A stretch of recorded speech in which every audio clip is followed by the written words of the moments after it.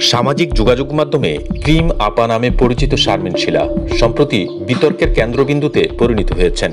একজন content creator হিসেবে তার কার্যক্রম প্রায়শই সমালোচনার জন্ম দিয়েছে। বিশেষ করে বিউটিশিয়ান নামে পরিচিত ভিডিওগুলোতে অশ্লীল অঙ্গভঙ্গি ও বিতর্কিত কন্টেন্ট তৈরির অভিযোগ রয়েছে।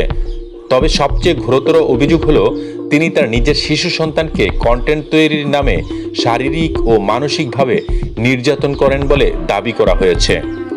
এই অভিযোগের পরিপ্রেক্ষিতে নেটিজেনরা তার বিরুদ্ধে সরব হয়েছেন। একাই 100 নামে একটি শিশু অধিকার সংগঠন ঢাকা জেলা প্রশাসকের কাছে একটি স্মারকলিপি জমা দিয়েছে। স্মারকলিপিতে উল্লেখ করা হয়েছে, শিশু আইন 2013 এর ধারা 70 অনুযায়ী শিশু নির্যাতন একটি শাস্তিযোগ্য অপরাধ। ঢাকা জেলা প্রশাসক এই অভিযোগ গ্রহণ করে 3 দিনের মধ্যে ব্যবস্থা নেওয়ার আশ্বাস দিয়েছেন। অভিযোগের জবাবে শারমিন শিলা একটি ভিডিও বার্তায় দেশবাসীর কাছে ক্ষমা চেয়েছেন। তিনি দাবি করেছেন, তিনি কখনোই তার সন্তানদের প্রতি অত্যাচার করেননি এবং অনেকেই তাকে ভুল বুঝেছেন। তিনি বলেন, আমার ভুল হয়েছে, আমার উচিত ছিল সুন্দরভাবে কন্টেন্ট তৈরি করা। আমি ক্ষমা চাইছি এবং ভবিষ্যতে এই ধরনের কোনো ভিডিও তৈরি করব না।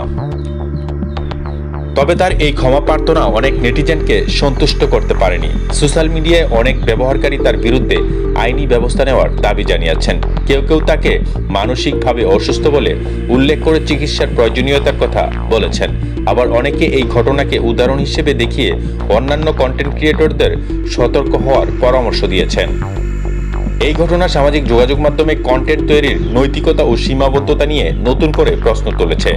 বিশেষজ্ঞরা বলেছেন, কন্টেন্ট তৈরির নামে শিশুদের ব্যবহার বা তাদের প্রতি কোনো ধরনের নির্যাতন আইনত এই নৈতিকভাবে অগ্রহণযোগ্য। এখন দেখার বিষয়, কর্তৃপক্ষ এই বিষয়কে কী ধরনের ব্যবস্থা নেয় এবং ভবিষ্যতে এই ধরনের ঘটনা রোধে কী পদক্ষেপ নেওয়া হয়।